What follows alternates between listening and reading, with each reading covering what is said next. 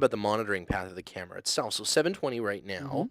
720 in parallel with the panel yet, or? Right. So for those that are tracking the whole red dynamic and what we've done, since we released the camera, we've done 15 firmware upgrades. So these are essentially advanced software upgrades to the camera. If you think about what the camera is, it's this amazing 4K imager on the front end.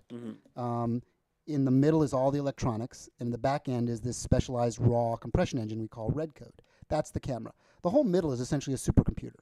Right. So we can update things dynamically without having people send their cameras back in.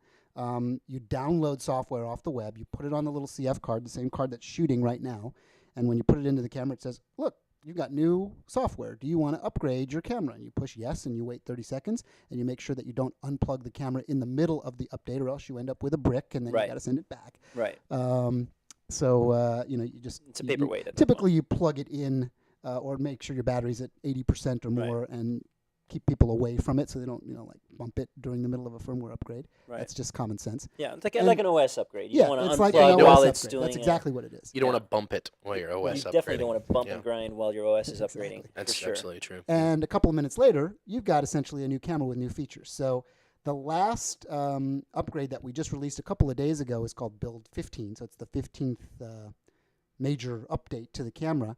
And now all the monitoring pathways, of which there's a lot, are all active. So we have HDMI, HDSDI, the onboard LCD, and the onboard electronic viewfinder.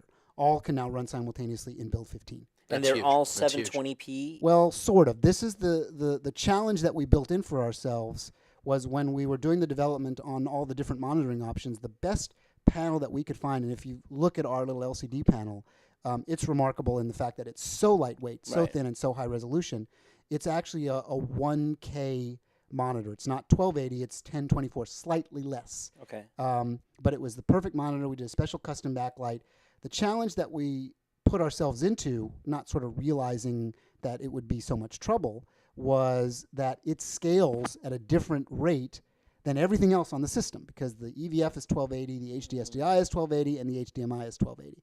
And now we've got the little rogue element over there at slightly less than 1280. So there was a lot of work to do on the engineering side to enable a multiple scaling engine to drive it.